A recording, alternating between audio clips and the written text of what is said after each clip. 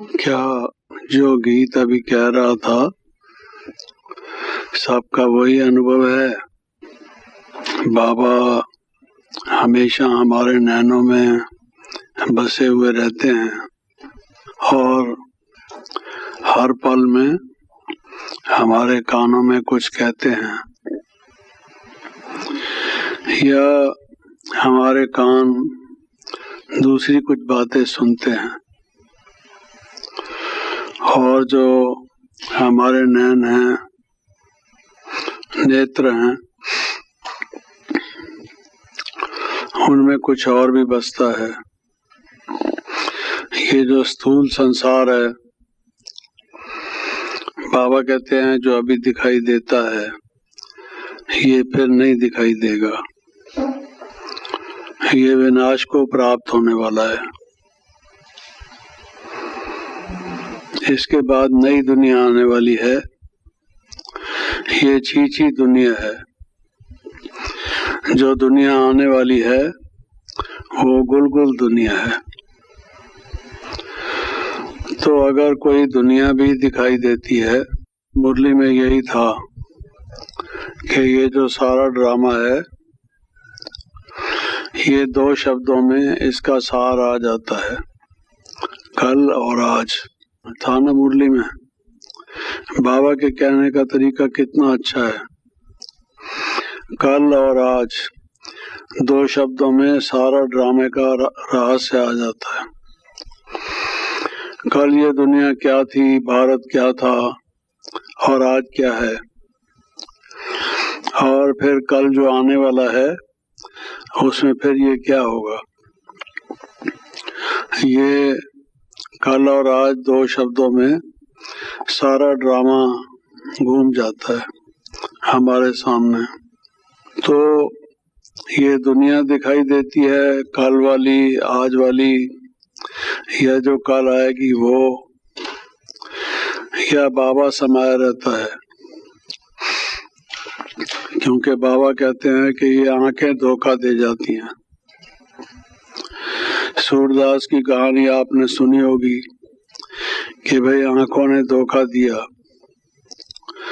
तो उसने भक्ति मार्ग में तो क्या किया कि लोहे की सलाइयां लेकर, सलाखें लेकर अपनी आंखें ही निकाल दी। कहा कि आंखों ने मुझे धोखा दिया है, आंखों को निकाल दिया। तो धोखा वास्तव में आंखें तो नहीं देती, धोखा तो मन देता है। आंखें तो देखने का साधन है, धोखा तो मनुष्य का मन दे जाता है। हर एक व्यक्ति जब हमारे सामने आता है तो जो ये पांच तत्व का बना हुआ पुतला है, जो उसका स्थूल शरीर है, केवल वही सामने नहीं आता। ज्ञानियों के लिए तो बाबा ने कहा है कि आत्मा सामने आनी चाहिए, लेकिन आत्मा की बात तो एक तरफ, हर एक व्यक्ति के प्रति जो हमारे इम्प्रेशंस हैं, जो हमने उसको जीवन में देखा है, अच्छा या बुरा, वो साथ साथ सामने आता है। तस्वीर, कोई भी व्यक्ति सामने आता है तो उसके कर्मों का जो चित्र बना हुआ है वो आंखों के सामने आता है। ये स्थूल आंखें नहीं, मन रूपी जो नेत्र है। तो ये तो आना नहीं चाहिए। ये क्यों आना चाहिए? हम दूसरे के अवगुणों को क्यों देखें, उसके कर्मों को क्यों देखें? हमें देखना क्या चाहिए? बाबा ने कहा है एक आंख में मुक्ति, एक आंख में जीवन मुक्ति। दो आंखें हैं तो दो आंखों में, एक आंख में मुक्ति, एक आंख में जीवन मुक्ति। कौन से, राइट में मुक्ति या लेफ्ट में मुक्ति? मुक्ति किस आंख में और जीवन मुक्ति किस आंख में?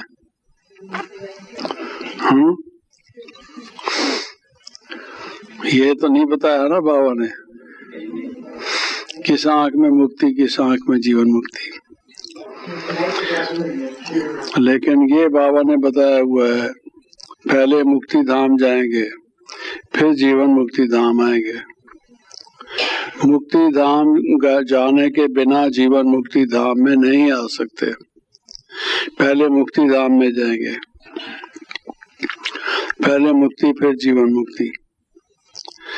तो हमारे आंखों में क्या समाया हुआ है? कभी बाबा कहते हैं ये जो आपके नेत्र हैं, ये इससे दूसरों को लाइट दिखाई देगी। जब आप उनको देखेंगे तो वो गुम हो जाएंगे, आप उनसे गुम हो जाएंगे।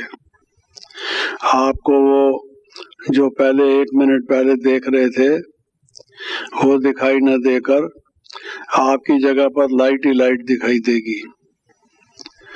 तो ये जो नेत्र हैं ये सेवा कर सकते हैं, सर्विस कर सकते हैं। जो ज्ञानी के नेत्र हैं, योगी के नेत्र हैं, ये बहुत सेवा कर सकते हैं, दूसरे को बदल सकते हैं। प्रेम से, शांति से, सद्भावना से जब देखते हो और उसकी बजाय जब घृणा से, द्वेष से और उसके अवगुणों को देखते हो तो कितना फर्क पड़ जाता है।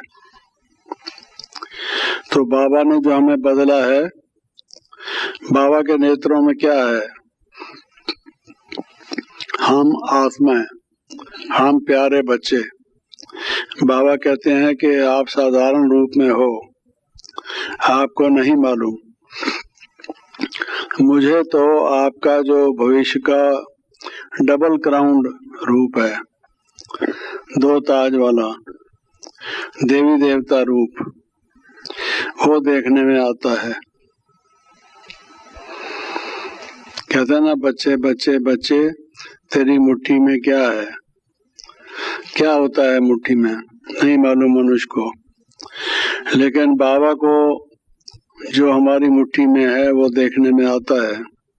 जो इस शरीर में छिपा है, आत्मा जो है, उसका भविष्य देखने में आता है। अभी हम गुनाहगार रहे, पाप किए, देह अभिमान वश, विकारों के वश, जीवन ठीक नहीं गुजरा। 63 जन्म, बाबा 1 जन्म भी नहीं।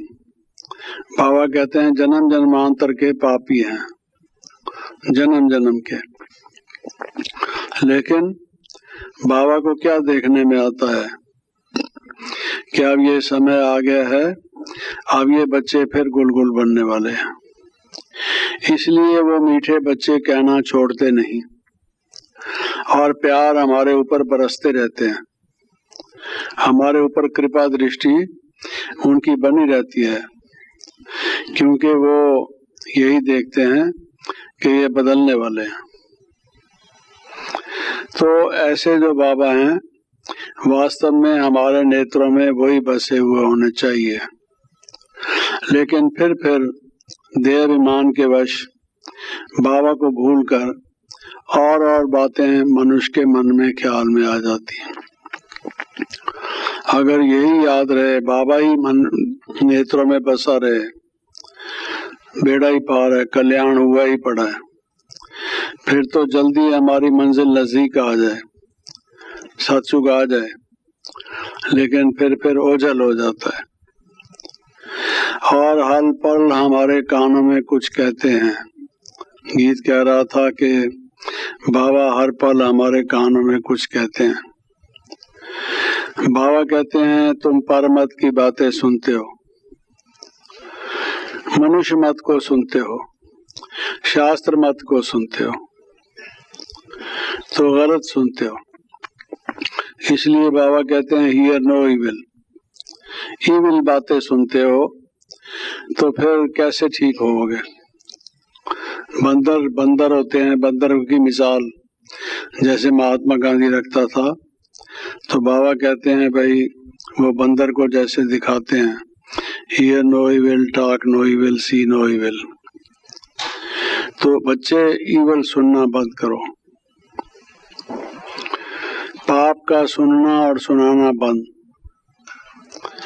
बैन लग जाता है ना, कई चीजों पर गवर्नमेंट बैन लगा देती है, तो ये भी बैन है बाबा का लगा हुआ कि ईविल बातें मत सुनो। इतना तो समझ ही गए ना हम कि ईविल क्या है, राइट क्या है, रॉन्ग क्या है। ऐसा तो नहीं है, ये भी समझ में नहीं है। जो भी यहाँ आते हैं ये तो पहले उनको समझाया जाता है कि ईविल क्या है, राम कौन है, रावण कौन है, पाप क्या है, पुण्य क्या है, राइटियसनेस क्या है, अनराइटियसनेस क्या है। तो ये जब मालूम हो गया, फिर ईविल बातों का सुनना और सुनाना बंद। दुख का देना, दुख का लेना बंद। क्योंकि दुख देना बंद, ये तो सब कहते हैं भाई दूसरे को दुख मत दो, लेकिन दुख लेना भी बंद। किसी की बात को महसूस करके दुखी मत हो, ये दुख को लेना है। अगर दुख महसूस करते रहोगे, दुख को लेते रहोगे किसी न किसी कारण से, तो दुख का संस्कार बन जाएगा। फिर सतयुग की दुनिया में कैसे जाओगे? सतयुग में तो वही जाते हैं जिनका खुशी का संस्कार हो। वहाँ कोई आदमी ऐसा होता नहीं जो रोए। यहाँ तो बच्चा पैदा होता है, अगर रोए ना, कहते हैं इसको किसी तरह से रुलाओ, क्योंकि रोना जरूरी है। कोई मर जाए तो भी कहते हैं ये रोया नहीं है, इसको रुलाओ, इसने सप्रेस कर लिया है, इसके दिल का धड़ास निकालो बाहर। तो मरे तो भी वो रोवो और जिए तो भी रोवो। तो रोने की ही दुनिया है ये सारी जो दुनिया है, मातम ही मातम है। और हमारे नजदीक तो यहाँ कब्रिस्तान बना हुआ है पूरा। रोज उठ के सुबह एक दफा देख लो तो बात ही ठीक, आगे के लिए मालूम रहे कि क्या होने वाला है। सारी दुनिया बाबा कहता है कब्रिस्तान है। सिर्फ यही नहीं कि ये ज्यूस का कब्रिस्तान है, बल्कि ये सारी दुनिया कब्रिस्तान बनने वाली है। सबकी टांगे तो लटकी ही पड़ी है कब्रिस्तान में, थोड़ा सा हिस्सा बाकी और रह गया है। कब्रिस्तान है ये, कब्रों से क्या दिल लगाना। जो कब्र दाखिल है, मुर्दा है, मुर्दे से क्या दिल लगाना, तो मरा ही पड़ा है। तो इस दुनिया से क्या दिल लगाना है, ये बाबा कहते हैं। तो फिर ना दुख दो ना दुख लो। किसी ने ये नहीं कहा दुख ना दो, ये सब कहते हैं, क्योंकि दुख दोगे तो फिर दुख पाओगे। लेकिन दुख लो ही नहीं, ये बहुत बड़ी बात है कि दुख मत लो। किसी से हमदर्दी करता है कोई व्यक्ति, दूसरा कोई व्यक्ति तकलीफ में है, उससे हमदर्दी करता है। कईयों को आपने देखा होगा, बच्चा बीमार है, माँ रोती है, दुख लेती है। बच्चा बीमार है, हमदर्दी होनी चाहिए, उसकी सेवा करो, डॉक्टर के पास ले जाओ, डॉक्टर को बुलाओ, दवाई दो उसको, उस पर ध्यान दो, टाइम निकाल के उसकी सेवा करो। लेकिन रोने से क्या होगा? तो ये दुख का देना और दुख का लेना जो अटैचमेंट के कारण से होता है, जो इफेक्ट आ जाता है आत्माओं को, एक आत्मा को दूसरी आत्मा का इफेक्ट आ जाता है। इफेक्ट आने से डिफेक्ट आ जाता है, डिफेक्ट आने से इफेक्ट आता है, और इफेक्ट आने से फिर डिफेक्ट आता है। ये इंटरडिपेंडेंट है, एक बात दूसरे पर निर्भर है। इसलिए इफेक्ट नहीं आना चाहिए। दुख ही दुख, 63 जन्म तो दुख देखा, अब भगवान आया, अब जो संगम युग का अतीन्द्रिय सुख का जीवन होना चाहिए। और अब भी अगर दुख, तो क्या हमारे भाग्य हुए? ये तो हमारी गलती है बेसमझी है दुख लेना। तो इसलिए दुख नहीं लेना। और उसका एक तरीका ये है कि see no evil, hear no evil. नेत्रों में बाबा समाया हुआ हो और कानों में बाबा की बात हमारे गूंजती रहे। कान भी हमारे दो हैं, आंखें भी दो हैं, दो दो हैं। ये बाहर के जो कान हैं, बाहर के जो आंखें हैं, ये तो दो हैं, लेकिन अंदर का कान और अंदर का नेत्र ये अलग है। अगर वो किसी का बंद है, बाहर के अगर खुले हैं सिर्फ, वो कहते हैं बाहर के पट बंद कर दे, भीतर के पट खोल, तुझे पिए मिलेंगे। तू बाहर के पट बंद कर दे, तो बाहर के पट बंद कर दे, वो आंखें बंद करके योग लगाते हैं, अंगुलियां डाल लेते हैं कानों में और आंखों पर भी अंगुलियां लगा देते हैं, बंद कर देते हैं, तो कहते हैं पिए मिलेंगे। अगर ऐसे पिए मिले तो ये कैसे, ये तो सस्ता सौदा है। ऐसा नहीं, पट बंद करने का ये मतलब नहीं है। मतलब जो ईविल है उसके प्रति दरवाजा बंद करो। You must not open your door. कोई व्यक्ति अपने घर का आता है, उसको भी दरवाजा नहीं खोलोगे तो दरवाजा बना किस लिए है?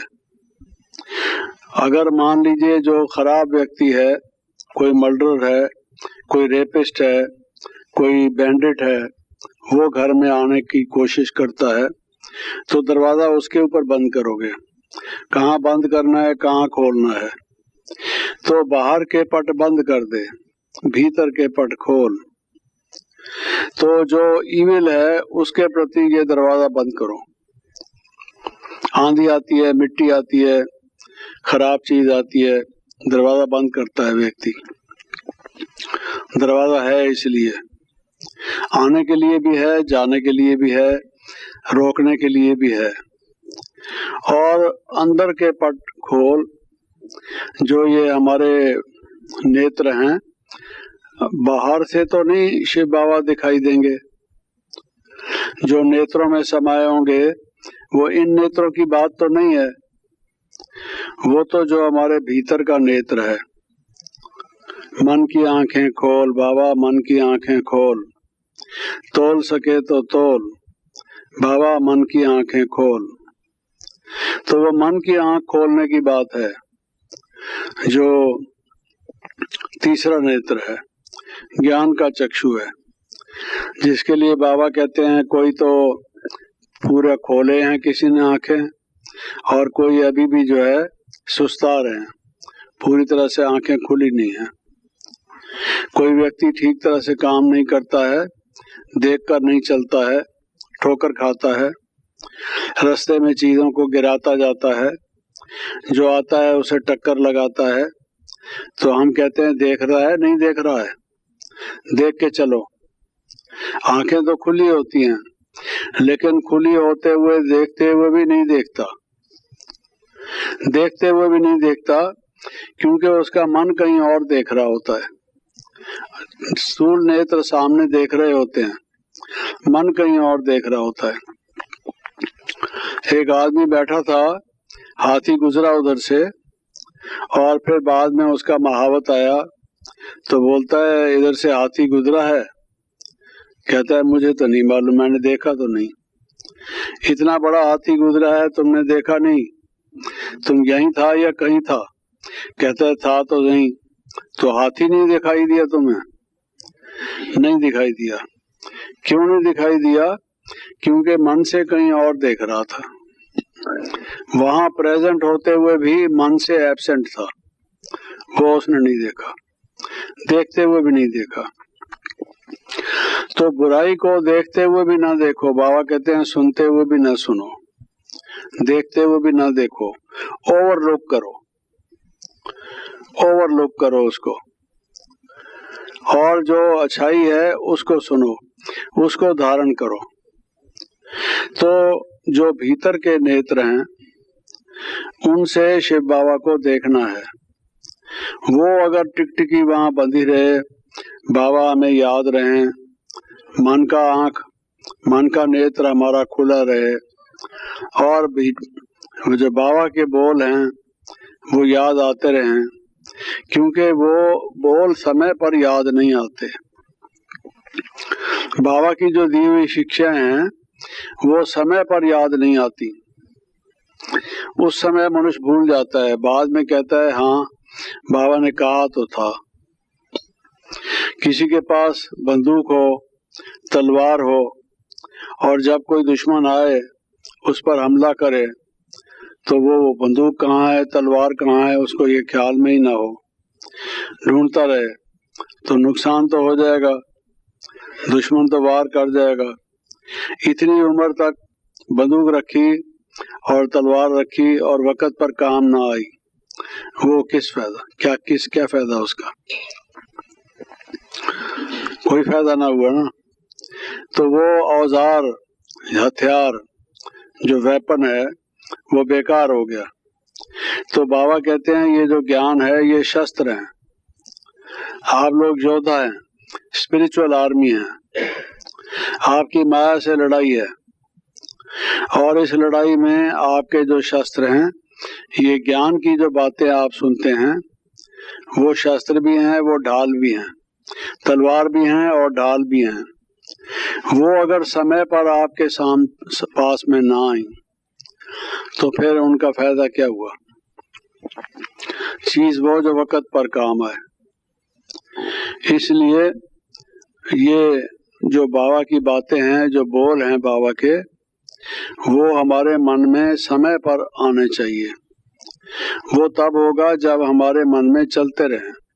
अब हमने मुरली सुन ली, कॉपी में नोट कर लिए पॉइंट, कॉपी बंद कर दी, क्योंकि कॉपी तो बड़ी है, कहाँ तक रखेंगे उसको साथ में, और चले गए कोई ऑफिस में, कोई दुकान पर, कोई किचन में, कोई कहाँ, तो वहीं की वहीं रही।